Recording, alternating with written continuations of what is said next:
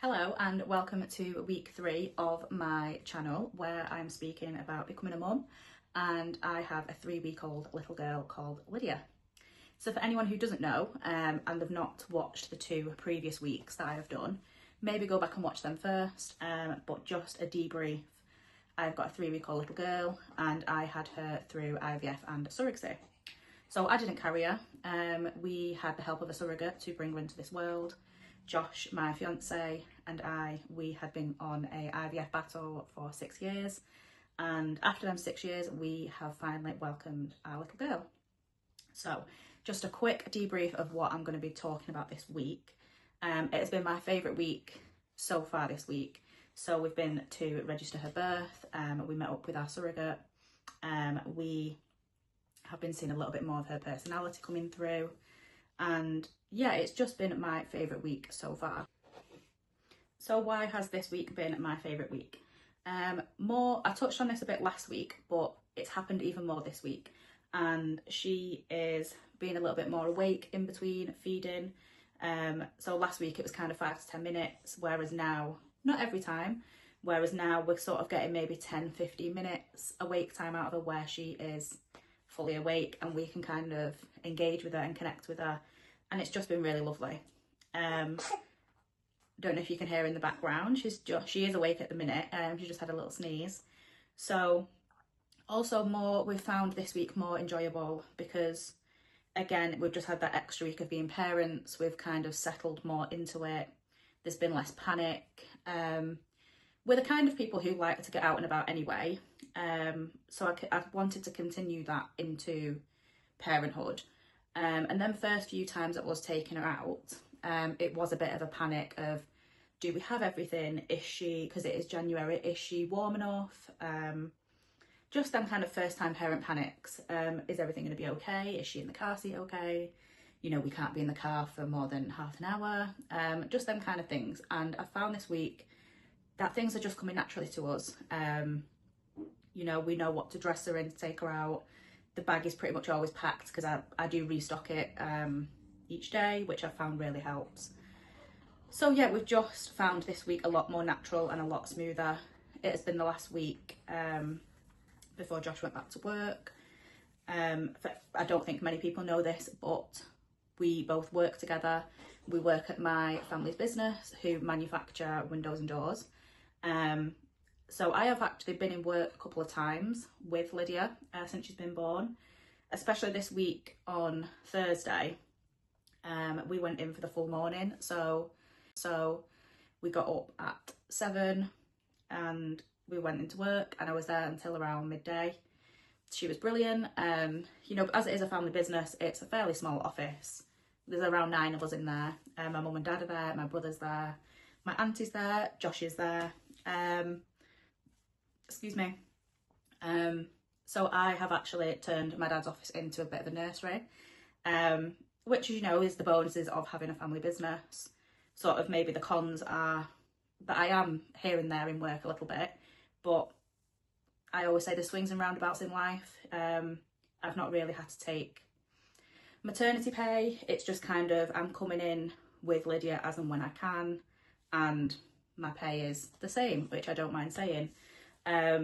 You know, it's a family business and there's pros to that, but there's also cons of I don't have a full proper maternity leave. You know, if I wanted to, I could have said to my dad, you know, I want to take 6, 9, 12 months off with her, and I want to do it the proper way, down the proper channels, and have a proper maternity leave. But I've chosen not to do that, and I've decided that I'll just come to and from work as and when I can. I'm hoping in the next couple of weeks that we fall into a bit of a routine where I come in every morning, maybe for like 3 hours. Do you know what? I'm kind of seeing it as a little bit of a break as well. Not being so lonely in the day, being at home on my own. You know, my mum's there, and yeah, I'm kind of looking forward to getting back into a bit more of a routine and having to. I'm the type of person that wants to get up in the day and get on with the day, and it's not really for me lounging around. I'm not really one to watch telly a lot, so for me the thought of being at home all the time just isn't really for me. I'm kind of hoping that we we'll fall into a rhythm of going to work in the mornings, and then the afternoons, maybe going to some baby classes, meeting up with friends, having that bit of chill time at home. It's just not something that I could do all day, every day. But we'll see how it goes. You know, at the minute it's quite easy for me to nip into work for a couple of hours because she will sleep for a couple of hours, where that might become a bit more challenging as she gets that little bit older.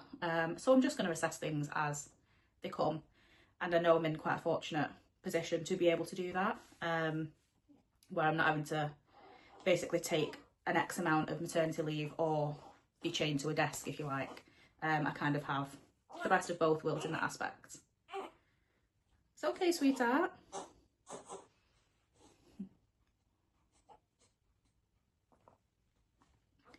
Yeah, so as I was saying, this week we went to register her birth, and with it being a surrogacy arrangement, we have to follow the UK laws, and currently they are quite outdated, and it means that when we go to register her, so we went with our surrogate, and currently the UK law is that our surrogate goes down as the birth mother, and if she has a husband, he would go down as the birth father.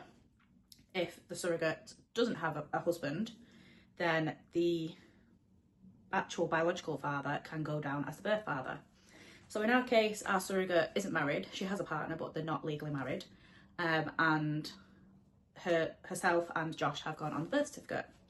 So what then happens is when Lydia is 6 weeks old, I can apply to our local courts to have the birth certificate changed. It's a complete and utter faff for everyone involved. It takes quite a few months of a process to change this, but it's just something that we have to do. We're hoping the UK laws get updated soon. They were meant to be updated in 2025, but it didn't happen. And yeah, it is just a bit of a faff all around for everyone. There's reasons behind it to protect the surrogate, if you like, but I think a lot of surrogates would agree that they would prefer if there was another method of birth certificate out there rather than herself having to put her name on a birth certificate of a child that she doesn't look after or want or anything like that. So yeah, we went to register a birth. We met up with our surrogate, which was lovely. She's doing really well, considering she's had an emergency C-section. And yeah, it was quite, even though I would say it pulled on the heartstrings a little bit that I wasn't on the birth certificate and we were in that surrogacy kind of arrangement. I knew what was coming. I knew that's what we had to do, so I was kind of prepared for it. Obviously, I wished that I was down as the mother on her first and original birth certificate, but we can get that changed in time and it's fine. But what was quite surreal was actually seeing a birth certificate for my child, like her official name and the date she was born. And yeah, it was a really surreal feeling. A lovely one. And it kind of solidified, you know, we've been on this journey to having a baby for 6 years now, and it was one of them moments. We had one of the moments like this when we came home from the hospital and we pulled up on our drive, and Josh and I just looked at each other, and it was kind of a moment of, we've done it. We've had a baby and we're home. And the end of IVF is now here. We've done it. And I kind of felt that moment again when we got her birth certificate of, you know, she's a real person now, if you like, and she's really here, and we've done it, and the last 6 years is come to this. So yeah, it was really nice.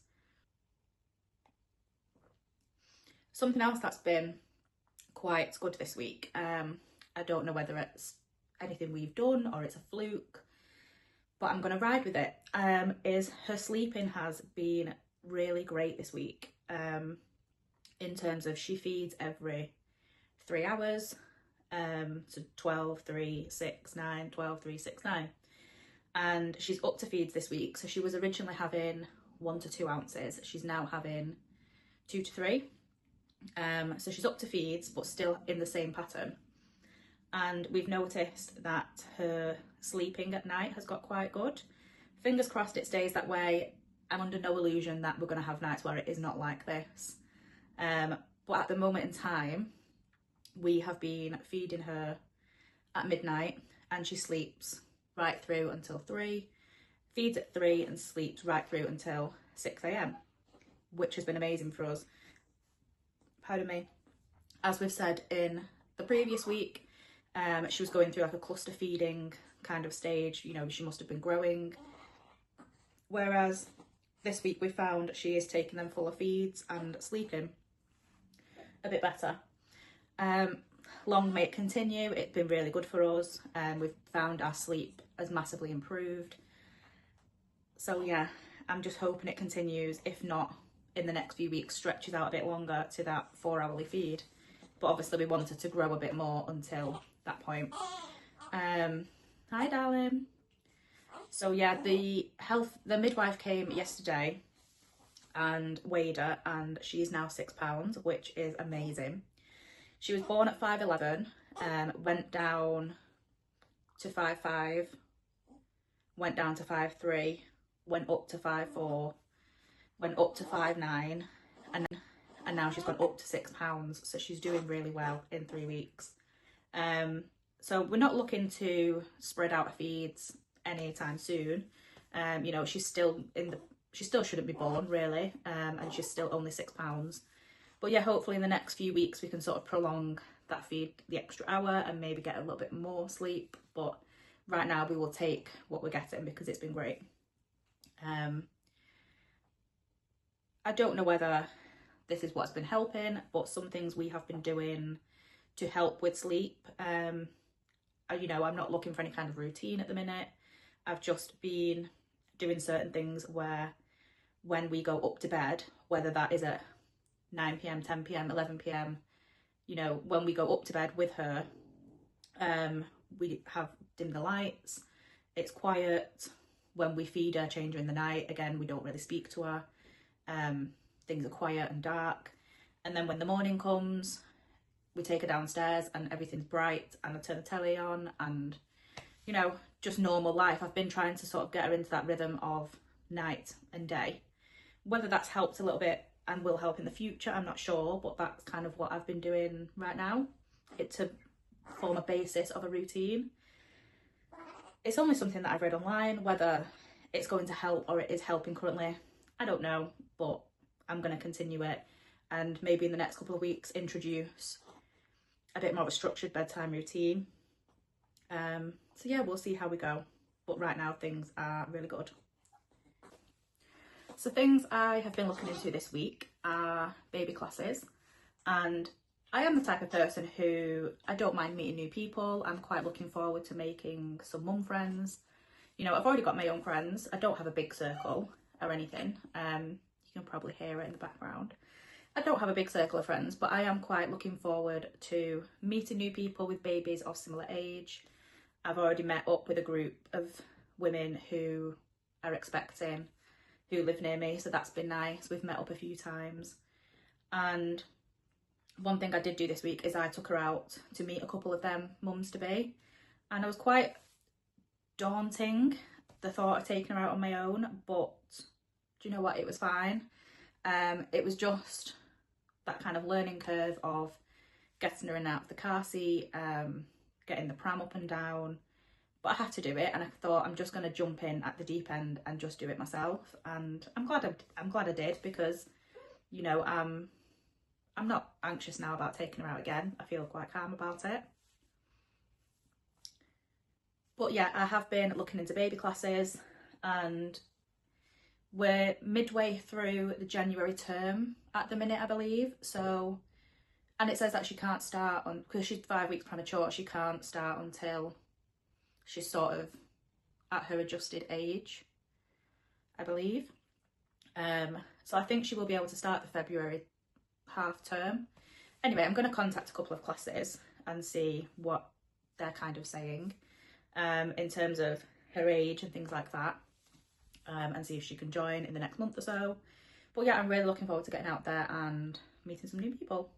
So as I said last week, I have done these videos to try and document my own life so I can look back on it but I also want to help them new parents out there. And I think each week I'm going to finish on a tip that I've taken from being a mum the last couple of weeks. And this week's tip would definitely be, if you've got visitors coming round and you don't feel comfortable enough right now to tell them, please can you leave, I'm tired, I've had enough, then don't have them round right now. You know, if you don't feel comfortable enough where you could say, look, I'm not feeling very well, I'm tired, baby's fussy, don't have them visitors round just right now. Maybe wait a couple of weeks. Because I found we've had people round, nobody aware of wanting to tell them to leave, but there's been times where I've been a bit too tired to be having and holding conversations with people. People have stayed quite a bit of a long time. And, you know, then I've had a family member round where they came round quite late and I was very comfortable with them. And I said, look, I've had enough. I'm tired. I've got a newborn. Come round again next week. But at this moment, I've had enough. And that's fine. We both laughed about it. And they said, no worries. I'm going now. See you later. But I don't want people to put themselves in a position where you feel you can't say that to people and you've got people stuck in your house and you wish you were on your own, because it can just add to the overwhelm, it can add to the stress, the tiredness, the emotions. And from my own experience, I would just say, if you don't feel comfortable enough with them to let them know that you would like them to leave shortly, don't have them around right now. It's just not worth it for you and your sanity. But yeah, I've really enjoyed doing this week. I think each week as it goes on, I'm loving motherhood that little bit more. Maybe because it's becoming a bit more relaxing and we're falling into a bit of our own, I always say rhythm, but that's the only way I can describe it.